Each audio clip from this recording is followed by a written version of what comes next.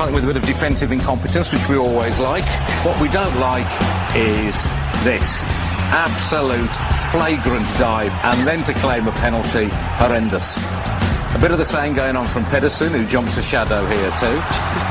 And this season there was so much about it, even the refs were getting involved. Chris Foy jumps a shadow too. Well, why shouldn't I go for something too, he seems to say. A bit of this never goes amiss, although don't do it at school, lads. And Yakubu gets a little bit from Pantsil here. Yakubu's... That's our sound effect, by the way. Yakubu's indignation just makes me laugh more every time I see it. Basic Instinct came to mind here, for reasons that I won't explain. Luckily, a programme is thrust in the way of her unbroadcastables before we get a look. Thank you, madam. We all enjoyed that very much. Managers, we do like to get this crafty insight into their expertise, the things they spot that we can't see. Always good advice, that, isn't it?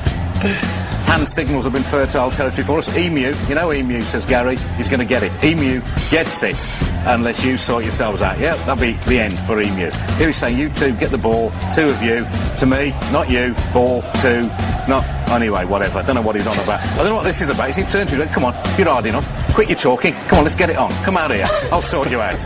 And he shrugs. This is David Moyes celebrating, yes, celebrating a goal. This is David Moyes when he's happy. This is his happy face. In a moment he'll turn round, whip his coat off and fling it angrily at his own bench. Not quite sure what that's all about. Here's a metaphor for Man City's whole season. The manager stands up, the chair flits back, and he nearly ends up on his ARSE, but just about saves himself, as he has done till the end of the season. And this is a champagne moment. Mike Phelan sees a balloon. He decides to get rid of the balloon by popping it. The biggest shock of Fergie's season. Mike, I'd be careful if I was you. You might kill him with the shock, although maybe, Mike, that is what you were thinking of.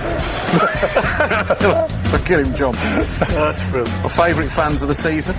Mr. Strong, he certainly is. As an Arsenal fan, if he says it's Tuesday, it is Tuesday. I like the cut of his jib. He's Arsenal fan too, scary, has a little dance, and then goes ballistic. I don't want to see him up a dark alley either. The scariest fan of all, though, I think this was a Borough fan. He looks like Ronnie O'Sullivan's brother, and he looks as though he's going to do something horrible. He does do something horrible. He shows us his man boobs. We didn't want to see that, especially with that look in your eye. It was the moment I knew back in August West Brom season was going to work out. When even the ball boys can't stay on their feet, you know you're going to have trouble staying in the Premier League. Up she goes. There was a bit of the Devon Lock about that, jumping a shadow. And here we see Scott Carson doing what most West Brom fans will do when they look back at the season. Jump in horror. I don't know what he saw, but it's what we all feel when we look back on this year. Horrendous stuff. And finally, we don't want to see this. It's mascot abuse in the light of day at Stoke. Just quite disgusting. I can't believe we're showing it again, even if he is only pulling his tail out.